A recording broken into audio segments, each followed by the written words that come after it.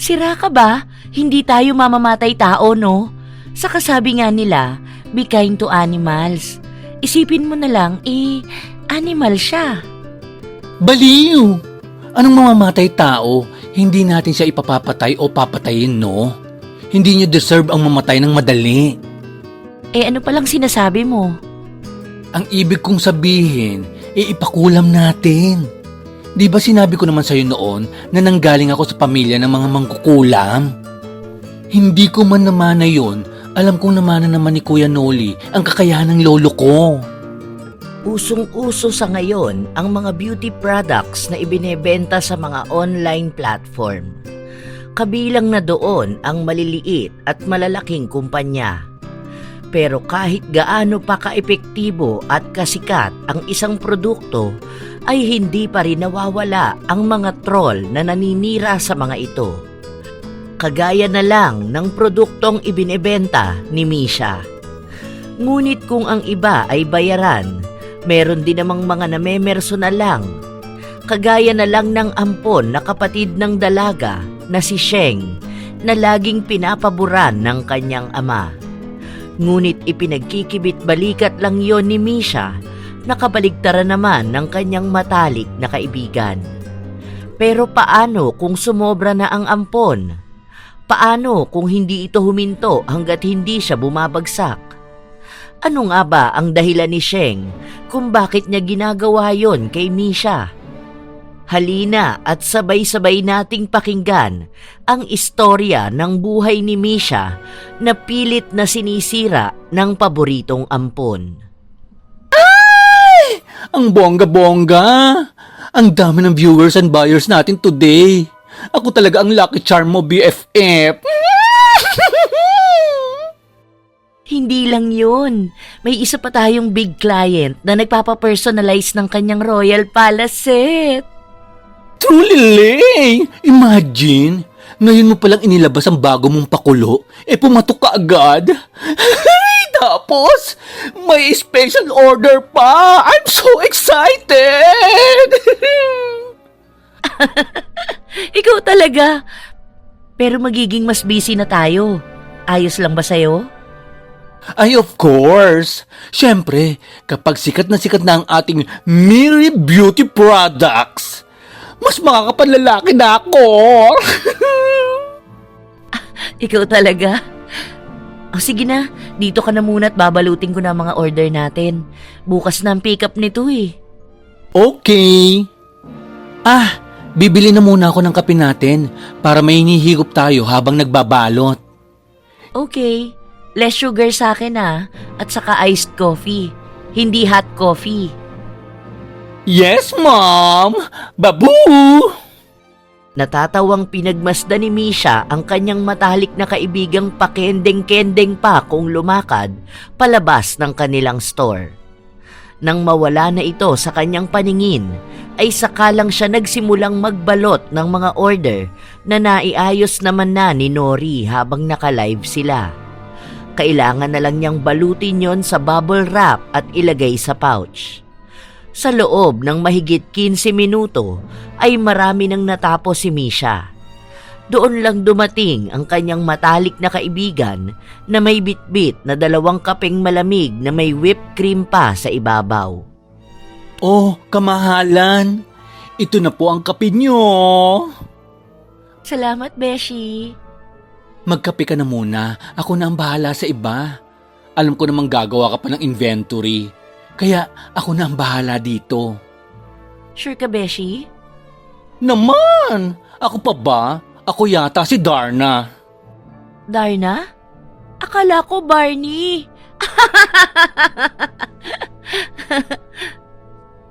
Ouch! Aray ko naman! Pagkatapos kitang ilibre ng kape, tatawagin mo pa akong Barney? Kulay violet ba ako? Tumawa lang si Misha sa kaibigan, sapagkat ganun lang talaga sila kung magbiruan. Habang iniinom ang kanyang kape ay nag-scroll muna siya sa kanyang social media account.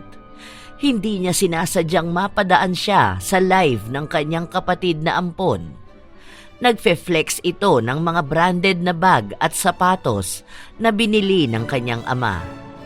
Magsuscroll up sana siya nang marinig niya ang sinabi nito. See? Paborito talaga ako ni Daddy kahit pa nga hindi niya ako tunay na anak. Paano ba naman kasi ang totoong anak niya walang kwenta? Naiinggit kasi yun sa akin si Ate Misha, yung may-ari ng Miri.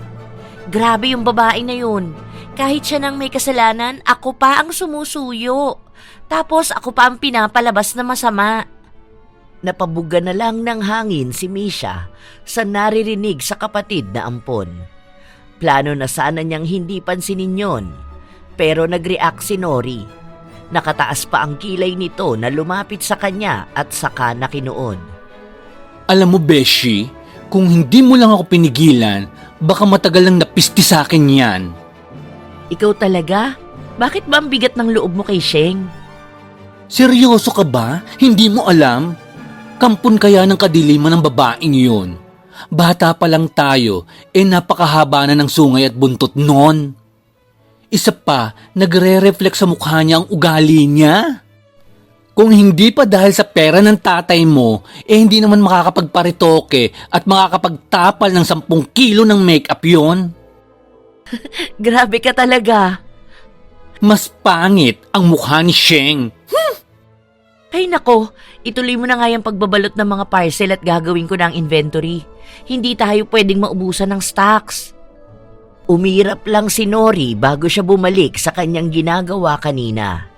Si Misha naman ay chinek ang kanilang listahan.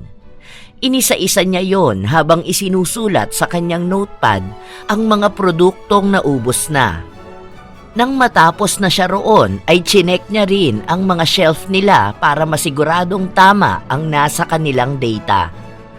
Nang sumapit ang gabi at natapos na nila pareho ang kanilang mga trabaho, ay nagligpit na sila para umuwi. Pagkalabas nila sa store ay sinigurado nilang nakalakyon ng maayos. Nang masigurado yon, ay balak na sanang pumunta ni Misha sa kanyang sasakyan, pero pinigilan siya ni Nori. Beshi, sama ka muna sa akin. May alam ako na bagong bukas na bar. Hay naku Nori, saang gay bar ka na naman ba maglalamyerda? Hay naku talaga. Ito naman, syempre, pagoda ang mga beauty natin. So, kailangan natin mag-enjoy. Ayoko magbukhang hagadora. Hagorda talaga? Sige na, mag-enjoy ka na lang. Hindi na muna ako sasama. Magpapahinga na muna ako. Pahinga? Uso ba yun sa'yo? Ang sabihin mo, magtatrabaho ka na naman magdamag. Ay, mali. Mang-i-stock ka na naman ng mga bashers. Kung ako sa'yo, unahin mo na ang ampon na palaka. Ampon na palaka? Loka ka talaga. Sige na, lumakad ka na. Huwag ka lang maglabas na naman ng lalaki ha. Please lang, ayoko magkaroon ka ng sakit. Ito naman, alam mo namang hanggang window shopping lang ako. Ayoko pang mabitin pati warik sa puno sa probinsya namin ni Kuya Noli, no? Ingat ka, Beshi. Huwag ka masyado mag-inom. Magtira ka ng pang-uwi mo. Ay nako, makaalis na nga. Para kan si kuya ko magsalita. Babo na, ingat ka rin sa pagmamaneho. Pagkasabi nun ay nagmamadali nang umalis si Nori at tinungo ang sariling kotse na second hand niyang nabili. Habang si Misha naman ay napapailing na lang sa kanyang kaibigan. Mula sa kanyang bag na nakasukbit sa balikat ay kinuha niya ang susi ng kanyang kotse. Pinindot niya lang yon at saka binuksan ang kanyang sasakyan. Pumasok siya roon at walang pakundangang inihagis sa passenger seat ang kanyang shoulder bag. Mabilis na pinaandar niya ang kanyang Toyota Vios na kulay pula. Nang makaalis na sa parking lot ay saka lang niya naisipang magpatugtog. Nakagawian na niya yon na sa tuwing magmamaneho ay nagsa-sound trip din siya. Ginagawa niya yon para hindi siya makatulog habang nagmamaneho. Ano kaya ang papatugtugin ko? Dark Side na lang. Alexa, play West Side. Matapos magbigay ng command sa kanyang cellphone, ay umalingaw-ngaw na sa loob ng sasakyan ang kantang Dark Side. Sinasabayan pa niya yon. May pa-flip-flip pa siya ng kanyang mahabang buhok na animo ay nasa isang music video. We got the whole world locked down, going on and on, it don't stop. Naputol ang kanyang pagkanta nang biglang huminto ang kanyang pinatutugtog at napalitan yon ng kanyang ringtone. Napabuga na lang siya ng hangin bago pa simpleng sinulyapan ang kanyang cellphone. Nakita niya na ang kanyang daddy ang tumatawag sa kanya. Ngunit imbis na sagutin ang tawag, ay dinedman na lang yon ng dalaga. Ilang beses pang muling tumunog ang kanyang telepono. Ngunit wala siyang balak na sagutin yon. Hay naku, pasensyahan na lang po tayo, Daddy. Ayokong magtalo na naman tayo, kaya mas mabuti pang hindi na muna tayo mag-usap. Hay, na-miss na po kita. Pero alam ko, tungkol na naman kay Sheng ang itinawag mo. Katulad na lang nung bago pa lang ako sa negosyo. Tinawagan mo lang ako para kay Sheng. Ay, grabe. Sa huling pagriring ng kanyang cellphone, ay mabilis na dinampot niya yon at saka inilagay sa airplane mode. Ilang sandali pa ay malapit na siya sa kanyang sariling bahay na nabili lang niya nung nakaraang taon. Hindi yun mansyon, kung hindi isang simpleng bungalow type lang na bahay na nasa loob ng isang subdivision. Pagkapasok niya sa subdivision ay nagmaneho pa siya ng mahigit 5 minuto bago niya natanaw ang bahay na naipundar niya. Sa harap nun ay may isang Mercedes-Benz na batid niya kung sino ang nagmamay-ari. Kaya naman wala sa loob na bigla siyang napapreno. Huh? Daddy? Anong ginagawa niya rito? Paano niya nalaman kung saan ako lumipat? Ay, mukhang wala talaga akong kawala. Ilang beses pa siyang bumuntong hininga bago muling pinaandar ang kanyang kotse. Inihinto niya yon sa tapat ng sasakyan ng ama. Pagkahinto pa lang niya ay kaagad na may lumabas sa Mercedes-Benz. Naka-formal attire ito at may hawak na kung ano sa kamay. Ilang beses pang muling nagpakawala ng hangin si Misha bago tuluyang bumaba. Kinuha niya ang kanyang shoulder bag at seryosong hinarap ang panauhing hindi inaasahan. Dad, ano pong ginagawa niyo rito? Kaarawan ni Sheng sa susunod na linggo. Gusto ko sanang pumunta ka. Kahit para lang sa formality. Ayoko may masabi na naman ng mga kamag-anak ng iyong ina sa amin. Iniimbitahan mo ko? Bakit po? Alam po ba ng paborito nyo na pinapapunta nyo ko? Hindi ko malaman kung bakit ba ganyan ka kay Sheng. Wala namang masamang ginagawa sa iyo ang kapatid mo, ha? Hindi ko siya kapatid sa dugo. Naging kapatid ko lang siya dahil inampun mo siya nung namatay si Mami. So, technically, hindi kami magkapatid. Bastos ka talaga! Napakabait na bata ni Sheng. Ikaw lang naman ang lagi nang aaway at mainit ang dugo sa kanya. Hindi ko inakala na lalaki kang ganyan. Hindi ka naman ganyan noon eh. May kailangan ka pa ba? Pagod kasi ako at gusto ko na magpahinga. Umiiwas ka na naman. Ay, sige na, magpahinga ka na. Kunin mo na lang ito. Alam kong hindi ka lakihan ang iniwang pamana sa iyo noon ng nanay mo. Ano? Daddy, kahit hindi kasing dami ng pera mo ang iniwan sa akin ni Mami, sapat lang yon para sa akin. Nakabili nga ako ng sarili kong bahay at kotse. May negosyo na rin ako. Isa pa, kontento ko sa kung anong meron ako ngayon. Kunin mo na lang. Maotoridad man at talagang nakakatakot ang aura ng ama, ay nagmatigas si Misha. Hindi niya kinuha ang kung anumang iniaabot nito. Bagkus ay nakipagtitigan siya kay Manny at nakikipagmatigasan. Naunang sumuko ang kanyang ama. Lumapit ito sa kotseng kanina lang ay minamaneho ni Misha at ibinababa sa hood nun ang isang paper bag. Nang mailapag na yon ay dumiretso na ang may edad na negosyante sa kanyang Mercedes-Benz at mabilis na umalis sa eksena. Naiwan namang nanginginig si Misha. Hindi dahil sa takot, kundi sa sakit na kanyang nararamdaman. Lalo na sa kaisipang ang dahilan lang ng pagpunta nito ay ang pag-imbita sa kanya sa kaarawan ni Sheng.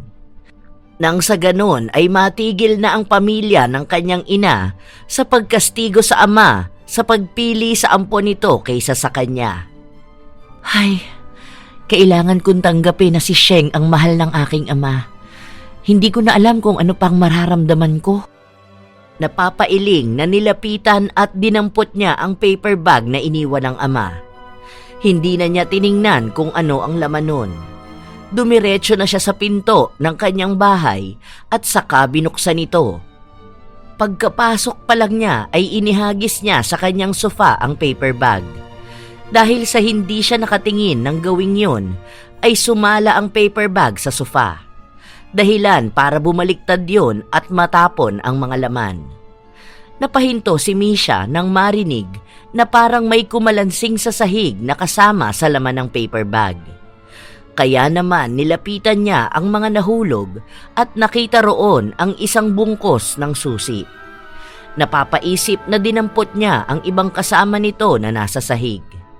3 folder yon na kulay pula na may lamang mga papel. Kunot ang noo na binuklat niya yon. Ano to? Mga dokumento? Para saan? Binuklat niya ang lahat ng dokumento at binasa ang mga yon. Napataas ang kilay niya nang mabasa ang nilalaman nun.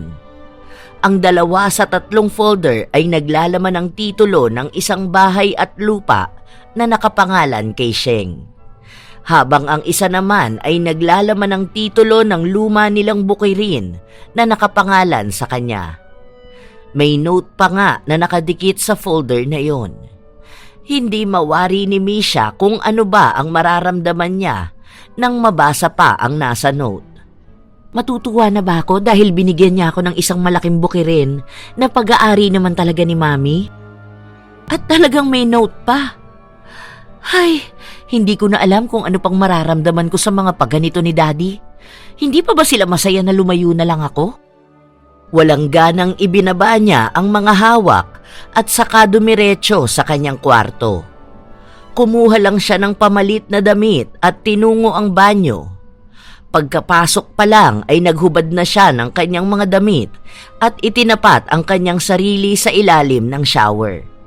Pilit na iniaalis sa kanyang isipan ang lahat ng gumugulo sa kanya. Ay, hindi ko na alam kung paano ako magkakaroon ng katahimikan. Lumayo ako sa kanila para mahanap ang peace. Pero bakit patuloy pa rin sila sa paggambala sa akin? Ano pa bang gusto nila sa akin? Ilang minuto rin siyang nagbabad sa shower bago tuluyang tapusin ang paliligo.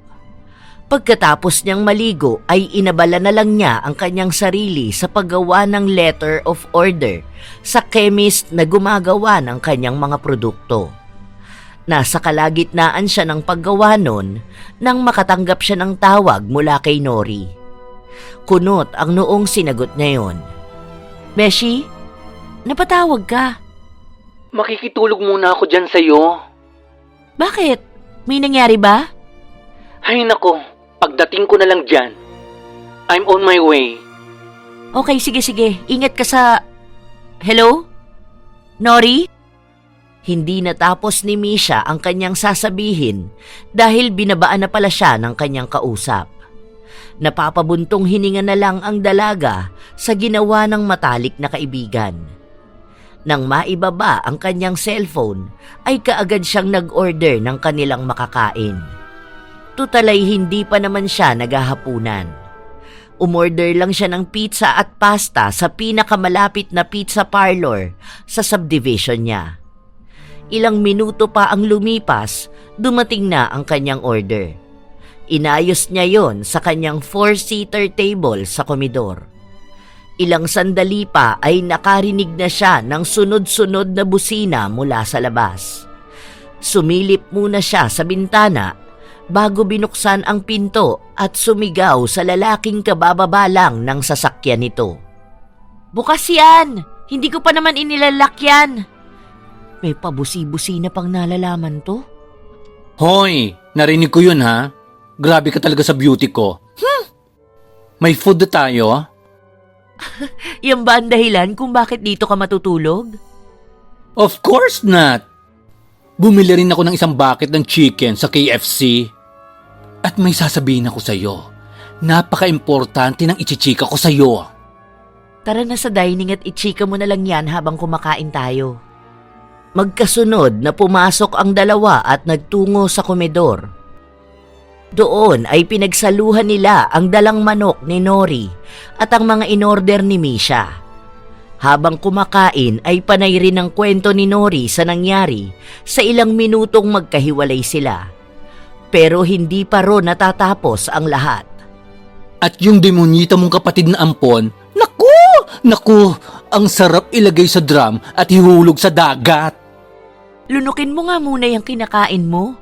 Bakit? Nagkita ba kayo sa bar? Hindi na ako natuloy sa bar. Kasi habang nasa daan ako papunta sa bar, napanood ko na naman ang live ng bruha. Aba, wala yatang ibang alam gawin yun kung hindi ang siraan ka. Huwag mo nalang pansinin. Ay naku, alam mo ba kung ano ang mga sinasabi? Aba, sinabihan ka pa magnanakaw. At ang isang ebidensya pa daw ay ang ating Miri. Boba talaga yun? Ha? Magnanakaw? Anong ibig mong sabihin? Uminom muna ng soft drink si Nori bago ipinagpatuloy ang kanyang kwento base sa napanood niyang live ni Sheng. Ang sabi ba naman ng bruha, ninakawan mo daw ng 100,000,000 ang iyong pudra. Ninakaw mo rin daw ang ilang mga alahas niya para makabili ka ng mga luho at maipatayo ang Miri. Aba, nakakainis! Ay, yaan mo na siya? Ay, no! Kung hindi mo siya papatulan, bakit hindi na lang natin patikimin ang babaitang yon para magtanda siya? Nagulat si Misha sa sinabi ng kanyang matalik na kaibigan. Noon pa man ay mabigat na ang dugo nito sa kanyang kapatid na inampo ng kanyang ama nang pumanaw ang kanyang ina. Batid niyang may masamang ugali si Sheng, pero hindi naman dumating sa puntong gustong-gusto na niya itong patahimikin. Sira ka ba? Hindi tayo mamamatay tao, no? Sa kasabi nga nila, be kind to animals. Isipin mo na lang animal siya. Baliw! Anong mamamatay tao? Hindi natin siya ipapapatay o papatayin, no? Hindi niyo deserve ang mamatay ng madali. Ano palang sinasabi mo? Ang ibig kong sabihin, ipakulam natin. Di ba sabi ko naman sa'yo noon na nanggaling ako sa pamilya ng mga mangkukulam? Hindi ko man namana yun. Alam ko namana naman yun ni Kuya Noli, ang kakayahan ng lolo ko. Hindi na, magsasawa rin yun. Ay nako, kailan ka pa ba patatahimikin ng bruhang yun? Mukhang misyon niya sa buhay ang masira ka eh. Hindi na umimik si Misha. Hinayaan na lang niyang magsalita ng magsalita ang kanyang matalik na kaibigan. Nang matapos na silang kumain ay nagpunta na sila sa iisang kwartong meron ng bahay. Pilit na pinag-shower pa nga ni Misha si Nori. Mag-shower ka na muna. Kuha ka na lang ng pajama ko at saka oversized na t-shirt sa cabinet. Ang lagkit mo! Aba, ang arte mo ha? Makapag-shower na nga. Huwag mo akong sisilipan ha? Hoy, kapal! Ang ganda ko. Tumatawa-tawa pa si Misha nang bumalik sa kama. Habang si Nori naman ay nagtungo na sa banyo at naligo. Kinabukasan, maagang gumayak ang dalawang magkaibigan para pumunta sa kanilang store. Ngunit pagdating nila roon ay napansin kaagad nila ang isang babaeng nakatayo at nakasimangot na tila hinihintay ang kanilang pagdating. Sheng, ano namang ginagawa niya rito? Mukhang ang aga namang panira ng araw nito. Mabibigat ang mga paang humakbang si Misha palapit sa babaeng nakapamewang pa. Mababakas ang inis sa magandang mukha nito. Hindi mawari ng may-ari ng Miri ang kanyang nararamdaman ng sandaling yon. Nang malapitan na niya ang ampon na kapatid ay seryoso niyang tinanong ito. Anong masamang hangin ang nagdala sa'yo rito? Namimiss mo na ba ako? Gusto ko lang sabihin sa'yo na kung pupunta ka sa birthday ko, sisiguraduhin kong ipapahiya kita sa lahat ng taong nandoon. Wala akong pakialam kung dumating ang pamilya ng mami mo na matagal naman ang nasa ilalim ng lupa. Sino naman na nagsabi sa'yong pupunta ako?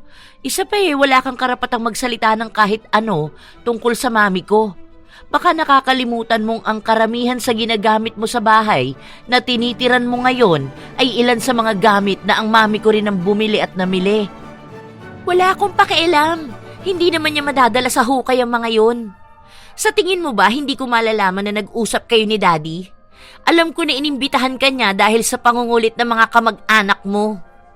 Para sa ikatatahimik mo, hindi ako pupunta. Ano naman ang gagawin ko ron? Ayoko makipagplastikan. Isa pa, lumayo ako para matahimik ang buhay ko. Kaya sana naman, lubayan mo na ako. Lubayan niyo na ako. Nagpapatawa ka ba? Bakit ko naman hahayaang maging masaya ka? Ito ang tandaan mo. Kahit mamatay ako, sisiguraduhin kong magiging impyerno ang natitirang buhay mo dito sa ibabaw ng mundo. Hindi ako titigil hanggat hindi ka nalulugmok, hanggat hindi ka pa nasa hukay. Naiinis man ay mas pinili ni Misha na magpasensya. Pero hindi si Nori. Dahil sa mga narinig ay walang gatol na sinampal ng matalik niyang kaibigan si Sheng. Sa lakas ng sampal na yon ay halos tumabingi na ang mukha ng dalaga. Nagulat man si Misha ay hindi rin niya pinigilan si Nori nang isa pa muling sampal ang pinadapo nito sa mukha ng kapatid. Hoy, babaeng pangit! Sumusobra ka na ha? Wala ka ba talagang delikadesa? Talagang dumayo ka pa ng gulo dito. Chupi! Umalis ka na dito! Chu! Chu! Hayop kang bakla ka! Anong karapatan mo saktan ako? Sasampahan kita ng kaso! Idedemanda talaga kita! Mabubulok ka sa kulungan! Hindi ako natatakot. Gusto mo ba samahan pa kita?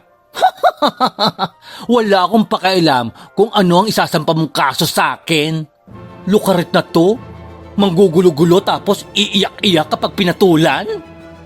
Umiiyak habang nakahawak sa nasaktang pisngi si Sheng nang umalis sa lugar na yon. Natatawa naman si Nori at umaarte pa habang ginagaya ang reaksyon kanina ni Sheng nang masampal niya ito. Mapait namang ngumiti si Misha sa matalik na kaibigan. Kahit batid ng dalaga na nararapat yon sa kapatid na ampon, ay mas nanaisin pa rin niya ang umiwas na makapanakit ng ibang tao. Beshi, bakit naman ganyan ang smile mo? Huwag mong sabihin sa akin na naaawa ka sa bruha na yon. Ano ba naman siya? Ako na nga ang gumawa ng nararapat sa kampo ng kadiliman na yun eh. Hindi mo na lang sana pinatulan. Alam mo naman na talagang palyado ang bibig nun eh. Nun pa man, ganun na siya. Ay, nako. Hindi na ako nakapagpigil. Masyadong pasmado ang bibig. Wala naman siya sa teritoryo niya. Isa pa, deserve niya yun. Kung ako lang ang naging kapatid nun, ay, matagal ko nang inudngod ang mukha niya sa espalto. Next time, huwag mo na lang pansinin. Ay, no! No, no, no, no, no! Big no! Sa susunod na magwala siya dito, bubusalan ko ang bibig niya at pamamagain ko ang feslak niya. Pasalamat nga siya at sampal lang ibinigay ko sa kanya ngayon. Napapailing na lang si Misha sa sagot sa kanya ng matalik na kaibigan. Pero imbis na kastiguhin pa ito ay binuksan na lang niya ang kanilang store. Pagpasok nila ay inayos na niya ang mga kukunin ng logistic na magde-deliver sa kanilang mga customer. Chinek na rin niya ang Royal Bundle Set kung kumpleto na ba base sa request ng kliyente. Nang masiguradong maayos na ay pinaasikaso na niya kay Nori ang delivery ng item. Okay na to, Beshi. Pakiasikaso na lang ang delivery. Ang alam ko ipapapick up ito ni client. Gawan mo na ng resibo. Okay, ako na ang bahala. Sa buong maghapon ng araw na yon, ay wala silang ibang ginawa kundi ang maghintay ng customer at magbenta on live. Katulad ng dati ay natapos ang araw nila ni Nori na marami na namang benta. Araw-araw ay ganoon ang sistema nila ng kanyang matalik na kaibigan. Ayos! Sana marami pang blessings ang dumating sa atin, no? Ay, panigurado yan. Bukod sa maganda ang mga products natin, mabait ka rin. Kaya imposibleng hindi ka mabless. Thank you, Beshi. Thank you dahil hindi mo ko iniwan at talagang sinuportahan mo pa ako. Ay! Nagdrama ba? Anong silbi ng pagiging BFF ko kung pababayaan kita mag-isa? Isa pa, baka maging sister-in-law pa kita, di ba? Sister-in-law? Malay mo, kayo talaga ni Kuya Noli ang nakatadhana. Ikaw talaga, alam mo namang wala pa sa isip ko yan eh. Natatawang nagkibit-balikat na lang si Nori. Sapagkat alam niyang torpe rin ang kanyang nakatatandang kapatid, kaya hindi pa ito nanliligaw sa babaeng matagal na nitong gusto. Lumipas pa ang mga araw at sumapit na ang kaarawan ni Sheng. Dahil wala namang plano si Misha na pumunta, ay pinadala na lang niya sa opisina ng kanyang ama ang mga dokumentong binigay nito, maging ang titulo na nakapangalan sa kanya. Dahil doon nakatanggap siya ng tawag mula sa kanyang amang galit na galit. Iniinsulto mo ba ako? Talaga bang ganyan ka?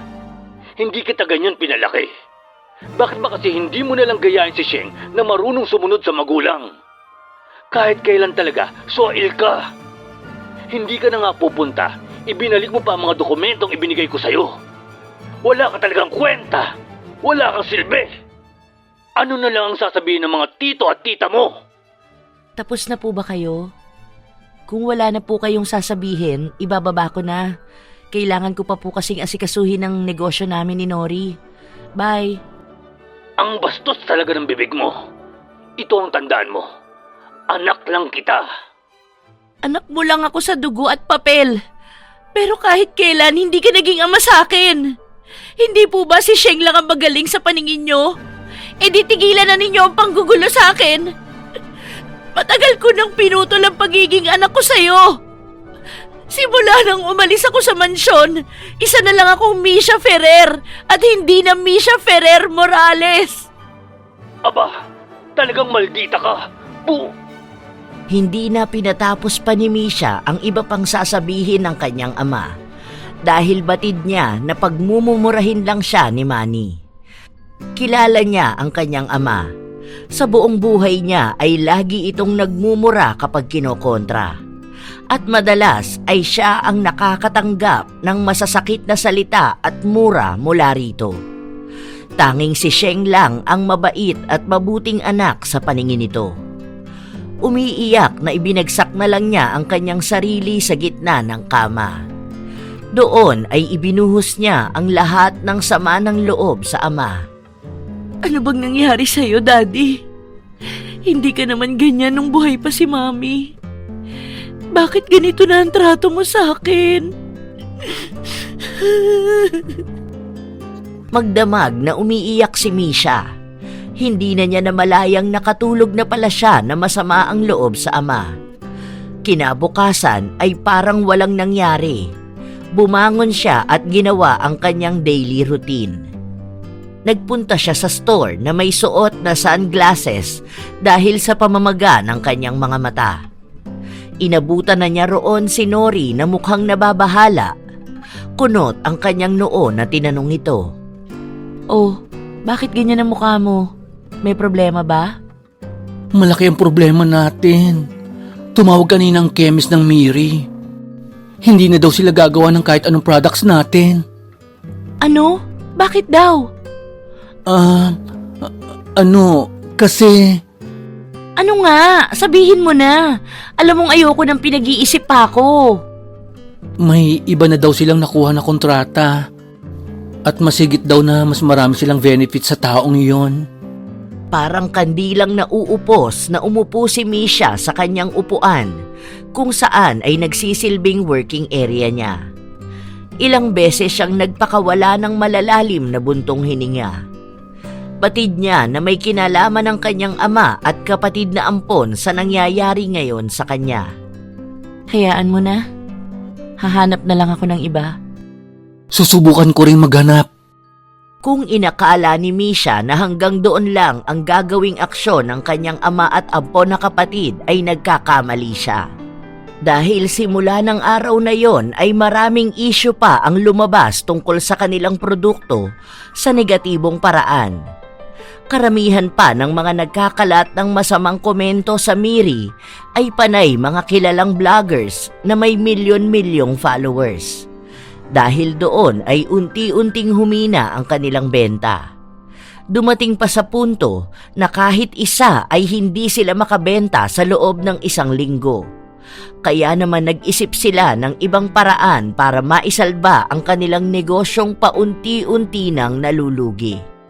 Ano kayang magandang gawin para bumalik ang iba pa nating kliyente? Magpa-promo tayo. Hindi naman siguro tayo malulugi kung makabenta tayo kahit na 10 promo bundle, di ba? Ang tanong, kakagatin kaya ng mga customer? Magtiwala ka lang. Pansamantala, yun na muna ang gawin natin. Kapag hindi pumatok, sumubok pa tayo ng ibang pakulo. Well, ang naiisip ko, magbigay pa tayo ng additional freebies para sa mga suki natin. Halimbawa, nag-check out sila ng 1 set ng Rejuve. Bigyan natin ng soap at saka ng 5 night mask. What do you think? Magandang idea rin yan. Tapos, ang promo natin, mag-less tayo ng price sa bawat 5 piraso na order ng sabon. Tapos, ang freebie natin, random ng isang beauty products. Okay, set na yan. Ngayon, kailangan ko na lang i-live yun. Go! Ako na ang bahalang mag-edit ng prices and items natin. May nakaredy na akong pictures. Yun nga ang kanilang ginawa. Magkaganon pa man ay matumal pa rin ang kanilang benta. Kahit pa nga maraming nanonood ng kanilang live ay iilan lang ang nag-check out. May mga nagkokomento pa nga ng paninira sa produkto nila. Sa ilang araw, simula ng ginawa nila yon, ay kahit papaano naman nadadagdagan ng ilang kliyente ang Miri. Ngunit kahit nadagdagan ang kanilang customer ay nadagdagan din ang mga negatibong feedback sa produkto nila. Lingid sa kanilang kaalaman ay may kinalaman si Sheng sa mga nagbibigay ng mga pangit na komento sa Miri. Kawawang Misha, wala man lang siyang kamalay-malay na mga bayaran ng vloggers na kinuha ko para lang masira siya at ang Miri. Ang tanga mo talaga? Pero hintay ka lang dahil ngayong gabi ang pinakamalaking pasabog ko. Masayang masaya si Sheng habang pinapanood ang live ni Misha gamit ang isang account na binili niya. Lalo na nang makita niya ang kanyang mga inupahang vloggers na binabash ang produktong itinitinda ng tunay na anak ng kanyang kinalakihang ama. Habang si Misha na walang kaalam-alam ay patuloy na naghahanap ng chemist na kanilang makukuha. Ilang araw na niyang ginagawa yon, pero hanggang ngayon ay wala pa rin siyang nakikita. Gabi na naman. Saan ba ako makakahanap ng chemist na makakasundo ko sa presyo at sa service? Basta, hindi ako uuwi hanggat hindi ako nakakahanap. Nasa ganong pag-iisip siya nang humahangos na lumapit sa kanya si Nori na galing sa labas para bumili ng kape at hapunan nila. Humihingal pa ito at mababaka sa kanyang mukha ang pagkaaligaga. Beshi! Beshi! Oh, anyari sa'yo? May sunog ba? Mas malala pa sa sunog. Ano ba yun? May chismis ka na naman sigurong nasagap. Ang demonyita mong kapatid. O ano na naman ang ginawa ni Sheng? Hindi mo ba napanood ang last post niya last 5 minutes ago? Ay, mukhang hindi nga. Ikinakalat niya ang isang photo ng nakahubad na babae. At sa palagay ko, gumamit siya ng app na pwedeng mag-edit. Oh, tapos? Mukha mo ang nakalagay sa babaeng nakahubad. Noong una ay parang hindi pa maproseso ng utak ni Misha ang sinasabi ng kaibigan. Nang mapagtanto niya ang sinabi nito, ay bigla siyang napatayo sa kanyang kinauupuan. Napapikit na lang siya at napasuntok sa table na nasa kanyang harapan. Pero hindi pa pala tapos doon ang sinasabi ni Nori. At pinagkakalat niya na kaya ka lang nakagraduate ng college ka dahil sa relasyong sexual niyo ng frop mo. Ang masaklap pa roon, marami ang sumuporta sa mga sinabi niya. Hindi totoo yun! Simula nang sumabog ang balitang yon, ay mas lalong naging mahirap para kila Misha at Nori. Dala na rin ng mga kumalat na balita na mas ikinalat pa ng mga napaniwala at binayaran ni Sheng ay nakakatanggap na ng samut-saring pambabatikos ang dalaga. Karamihan pa sa mga yon ay panay nagpapadala ng kung ano-anong patay na hayop sa kanilang store. Dala ng stress at depresyon ay minabuti na muna ng magkaibigan na hindi muna magbukas.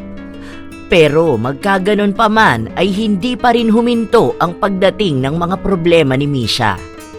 Isang araw ng Biyernes ay may nagpuntang mga pulis sa kanyang bahay at inimbitahan siya sa presinto. Ano? Bakit kailangan ko magpunta sa police station? Wala naman akong ginagawang iligal ah. Kahit anong sabihin ni Misha, ay tila walang narinig ang mga ito. May mga binasa ang pulis na hindi naman naintindihan ng dalaga dahil sa kanyang pagkalito. Matapos yon ay magalang naman siyang inaya ng isa pa sa mga pulis na sumama na lang para sagutin ang mga katanungan sa kanya. Sa kanyang pagsama sa police station, ay natuklasan niya ang punot dulo ng pag-imbita sa kanya sa istasyon ng pulis. May mga demanda na inihain laban sa kanya dahil sa mga produktong kanyang itininda. Those are just pure accusations. FDA approved ang lahat ng products ng Miri. Ipinaliwanag naman ng pulis na ang nais lang daw ng mga nagdemanda ay makipagnegosasyon sa kanya. Hindi naman siya kumontra doon. Ang ginawa niya ay tinawagan niya si Nori at pinapunta ang kaibigan sa istasyon. Sinabihan na rin niya itong tawagan ang kanilang abogado. Wala pang kalahating oras ay dumating na ang kanyang kaibigan kasama ang isang nakatatanda nitong kapatid. Beshi, nandito na kami. Pasensya ka na kung naghintay ka ng matagal. Nasaan si attorney? Minessage ko na siya. Hindi kasi siya sumasagot sa tawag ko. Ano bang nangyari? Sinabi ni Misha sa matalik na kaibigan ang tungkol sa isinampang demanda sa kanya kaugnay sa kanilang produkto. Maging ang nais ng mga nagdemanda na makipagnegosasyon sa kanila. Sinang-ayunan din ni Nori ang ideya na yon. Ngunit hindi naging maganda ang resulta nun. Dahil sa 5 nagdemanda ay isa lang ang umatras, habang ang 4 pa ay nanghihingi ng danyos sa pinsalang natamo ng mga ito sa balat na ayon sa mga ito ay dahil sa produkto nila. Nais pa sanang ilaban ni Nori na magkokontrademanda na lang sila. Pero dala ng pagod at stress ay mas ninais ni Misha na matapos na lang ang problema at sinang-ayunan ang hinihingi ng mga ito. Sigurado ka ba? Ang laki ng hinihingi nila. At alam ko na set up lang ito. Gumagamit din naman tayo ng mga produkto natin pero wala namang masamang epekto sa mga balat natin. Hayaan mo na, gusto ko na lang na matapos ito. Dahil buo na ang loob ni Misha, ay hindi na kumontra pa si Nori. Nag-set sila ng date kung kailan ibibigay ng Miri ang danyos na hinihingi ng mga nagdemanda. Pagkatapos nun ay hinatid ng magkapatid si Misha sa kanyang bahay. Alam mo, palagay ko, may kinalaman ng bruhang Sheng na yun dito. Siya lang naman ang galit na galit sa'yo at inggit na inggit. Bakit ba ito nangyayari sa akin? Bigyan mo lang ako ng basbas at sisiguruhin kong magbabayad ang nagpapahirap sa'yo. Go signal mo lang ang kailangan ko. Kaya kong ipakulam ang demonyitang ampon na yon. Pero... Sa bagay na yan, matutulungan kita. Mas mabuti siguro, Nori, kung pagpahingain mo na muna ang kaibigan mo.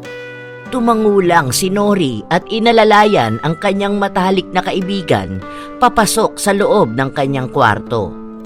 Habang si Noli naman na naiwan sa sala ay isa-isang tiningnan ang mga larawang nakadisplay sa bahay.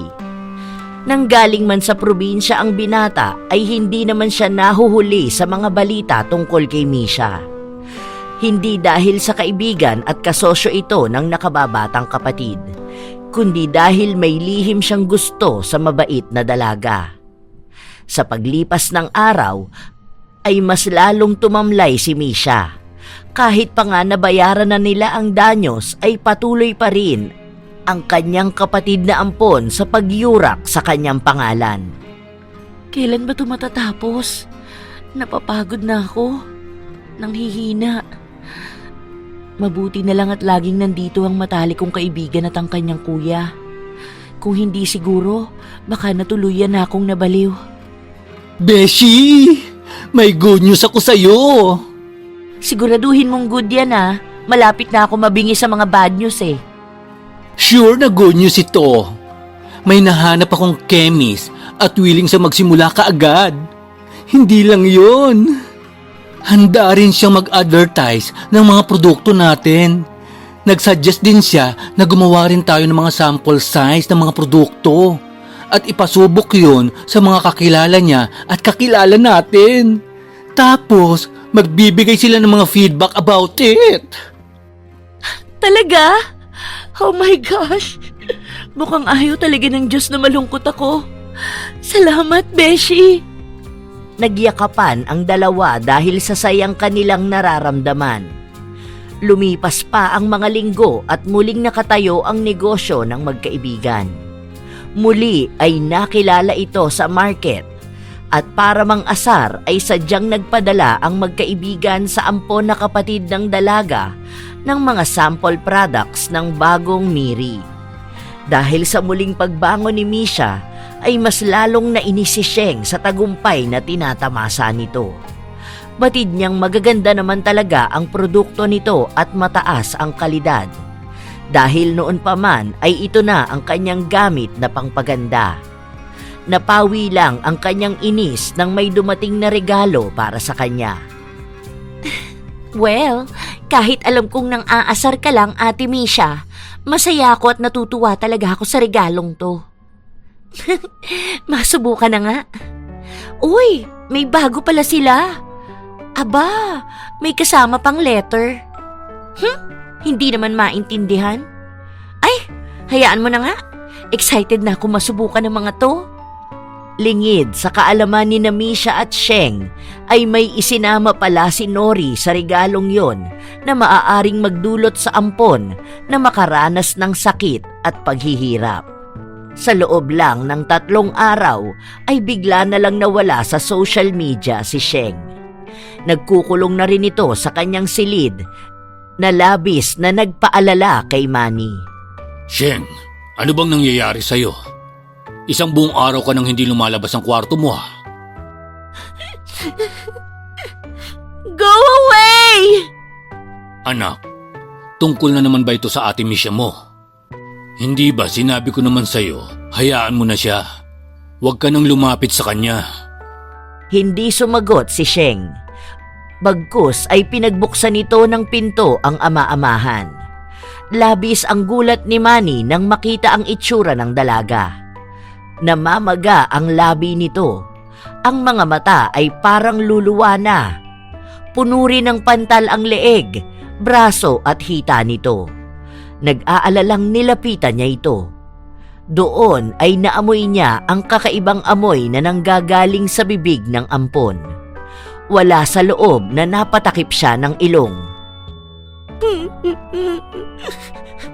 Tulungan mo po ako, Dad. Oo. Pupunta tayo sa ospital. Magbihis ka na. Yun nga ang ginawa ni Sheng. Mabilis siyang nagpalit ng jogging pants at sweatshirt. Nang makapagpalit na ay kaagad silang nagtungo sa ospital. Mga kilalang dalubhasa at magagaling na doktor ang tumingin kay Sheng. Pero wala kahit isa man lang sa mga ito ang makapagsabi kung ano ba talaga ang nangyari kay Sheng. Naguguluhan naman si Manny. Alam niyang walang kahit anong allergy ang ampon. Kahit ang doktor ay hindi yon mailinya sa allergy. Dahil doon ay kinailangang manatili ni Sheng sa ospital. Habang si Misha naman ay nagpasyang magbakasyon sa probinsya ni Nori at Noli ng 4 na araw bago ang ribbon cutting nila sa bagong branch ng Miri. Ay! Unti-unti nang natutupad ang mga pangarap natin, Beshi! Kaya nga Beshi, ang ganda naman pala dito sa probinsya nyo, no? Simple lang ang buhay. Naman! Kaya naman, jowain mo na ang kuya ko. Hindi ka lang mapapadalas dito. Magiging totoong magkapatid na tayo! Ay, kinikilig ako kahit iniisip ko pa lang. Mukhang nahipan ka na naman ng masamang hangin. O baka naman gutom ka lang. In denial pa siya. Pogi naman ang kuya ko. Masipag, maalaga.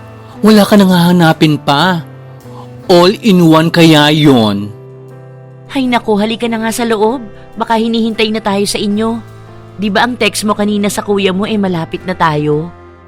Dahil sa maliit papasok at sa mapunong lugar ang bahay nila Nori, ay nilakad lang ng magkaibigan ang papunta roon. Ipinarada na lang nila ang kanilang sasakyan sa kakilala ni Nori. Ilang minuto rin silang naglakad bago narating ang malaking bahay na kalahating gawa sa semento at kalahating gawa sa kahoy. Pagdating doon ay hindi nila inabutan si Noli. Bagkus ay nakita nila ang isang kandilang nakabukas sa tabi ng isang kahon na may nakalagay na dayami. Ang weird naman. Wala ang kuya mo pero nag-iwan ng kandilang nakasindi. Lika na sa room ko para makapagpahinga ka na muna. Baka may pinuntahan lang sandali si kuya. Kinakabahan at natataranta si Nori sapagkat batid niya kung ano ang ginawa ng kanyang nakatatandang kapatid. Alam niya ang ibig sabihin ng nakasinding kandila at kahon na may dayami. Noong 1 linggo pa sila nag-usap, nasisimula na nito ang pagpaparusa kay Sheng. Habang si Misha naman ay walang kamalay-malay sa ginawang pag-uusap ng magkapatid. Pagpasok sa kwarto, ay pinagpahinga na muna ni Nori ang kanyang matalik na kaibigan. Beshi, pahinga ka na lang muna. Titignan ko lang si kuya sa taniman niya ng gulay. O sige, mamaya pasyal mo ko Oo naman.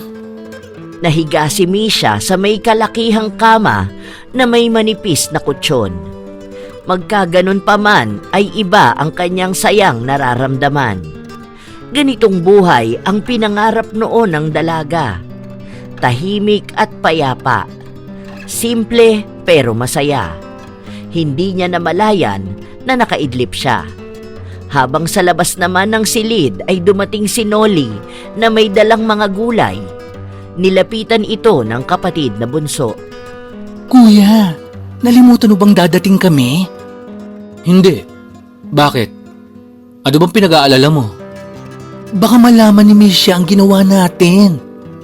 Akala ko ba sasabihin mo sa kanya bago kayo magpunta dito? Hindi ko sinabi. Alam ko kasi na hindi niya gusto yun. Napapailing na lang si Noli sa mga sinabi ng kanyang kapatid. Totoong pumayag siya sa nais nitong gumanti para kay Misha. Pero kung sasabihin ng dalaga na huwag ituloy, ay hindi niya gagawin.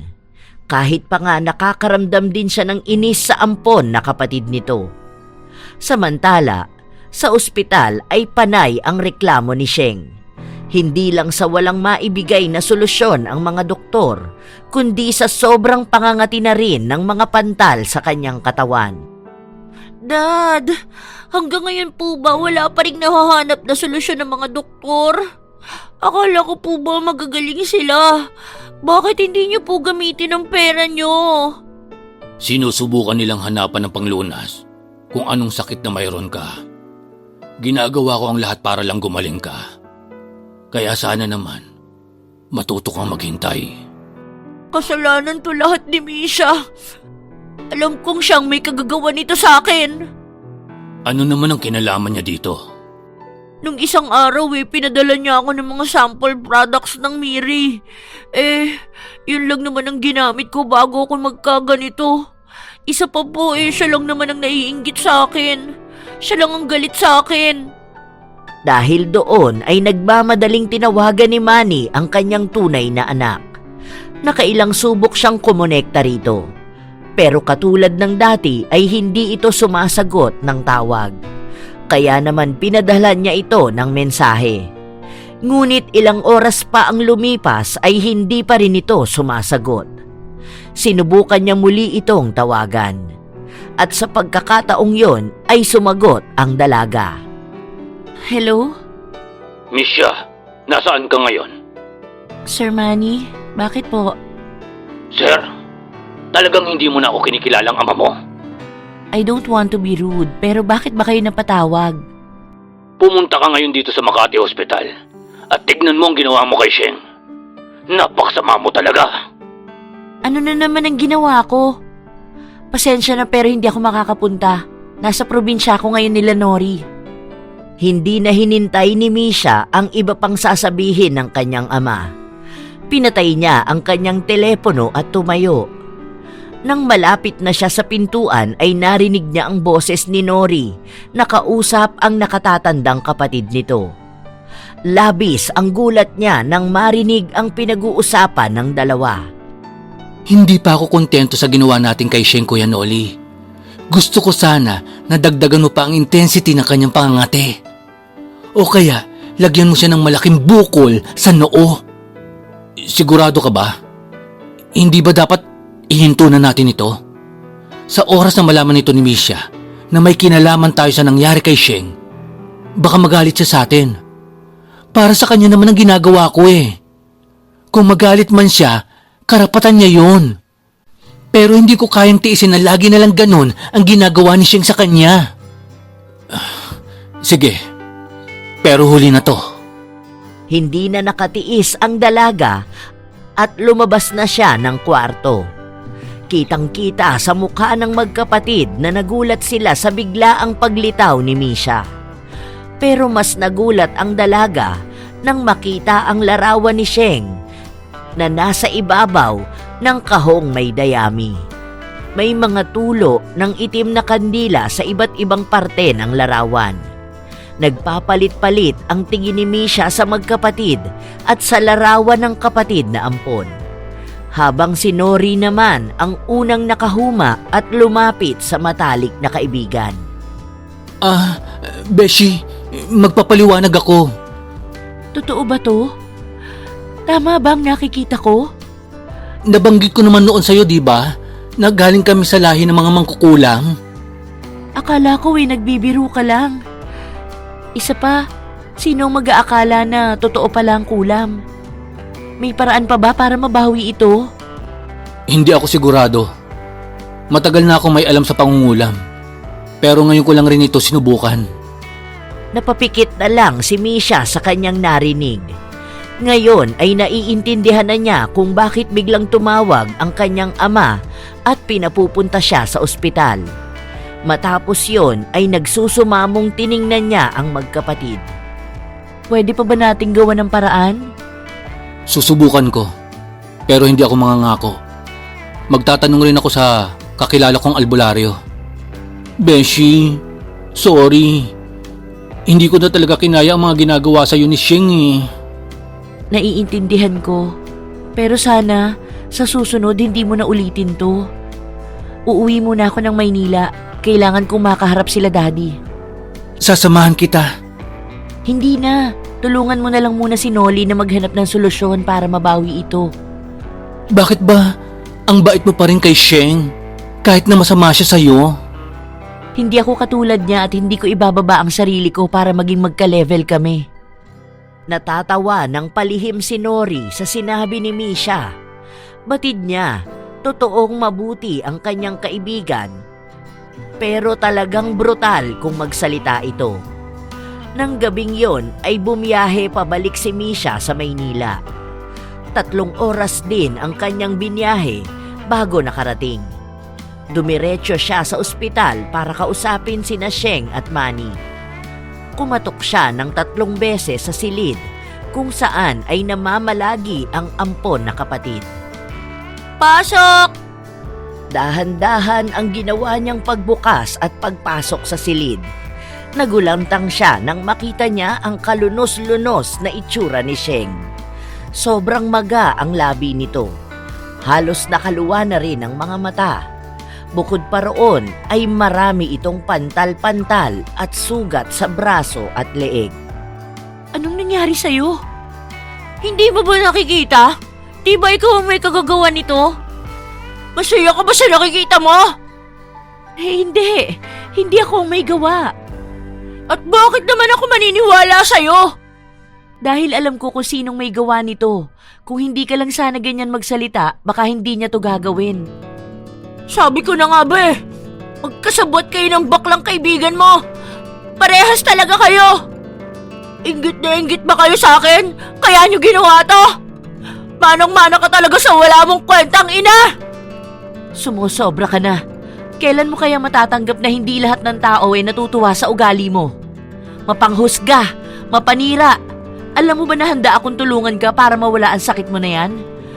Pero sa mga lumalabas sa bibig mo, parang pinamukha mo sa akin na deserve mo ang kalagayan mo ngayon. Nakakasuka ka."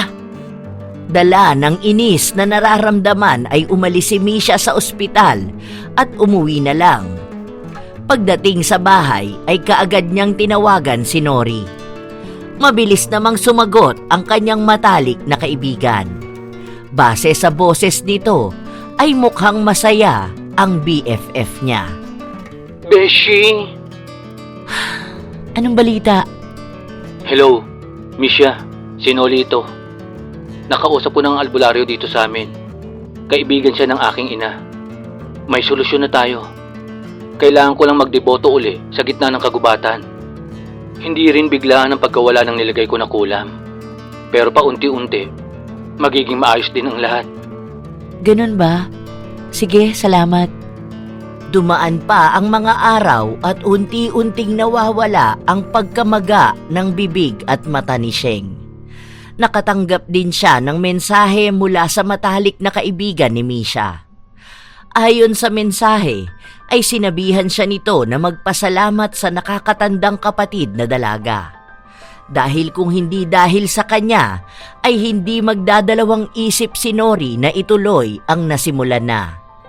Dala ng takot ay kinausap ni Sheng ang kinalakihang ama. "Daddy, sa palagay ko, panahon na po para humingi ako ng tawad kay Ate Misha. Aaminin ko po na ako talaga ang nangaaway at nanggugulo sa kanya. Kahit kailan po hindi ako pinatulan ni ate. Ako lang po talaga ang pilit na naninira at naiinggit sa kanya. Sana po, samahan niyo ko." Ano? Ibig mong sabihin, hindi totoo lahat ng sumbong mo sa akin? Umiling si Sheng at humingi rin ng tawad sa kinalakihang ama. Hindi naman nagalit si Manny. Bagkus ay sinisi nito ang kanyang sarili dahil sa pagiging bingi at bulag sa katotohanan. Nang araw na yon ay tinungo nila ang main branch ng Miri. Ngunit sa kasamaang palad ay wala roon ang kanilang hinahanap. Kaya naman pinuntahan nila ang bago nitong branch na 1 linggo pa lang nagbubukas. Pagdating doon ay makikitang napakaraming tao ang namimili. Nagmukha na nga itong mini Watsons. Masayang pinagmasdan ni Manny ang tagumpay ng kanyang totoong anak. Napansin naman sila ni Nori na siyang nagkakaha. Nilapitan sila nito at tinanong, Mawalang galang na. Pero anong ginagawa niyo po rito, Mr. Manny? "Ako na po, Dad. Gusto ko lang humingi sa'yo ng tawad.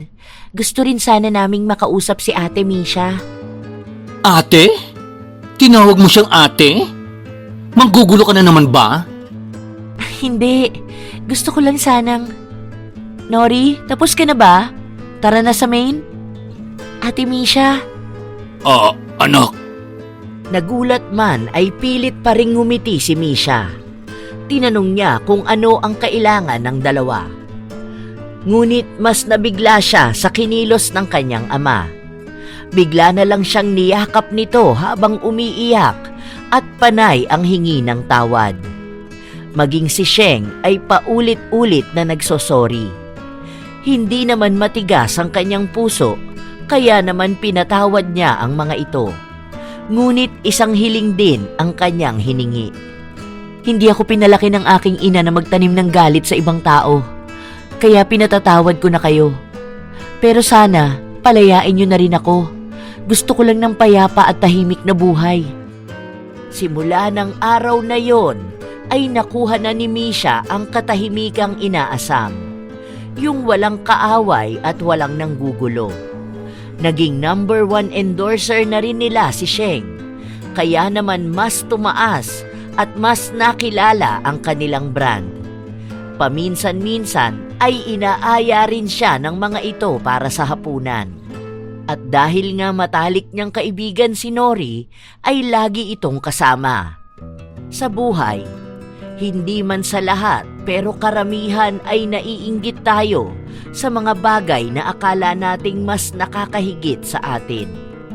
Pero hindi yon basihan para siraan at guluhin natin ang isang tao na wala namang ginawang masama sa atin.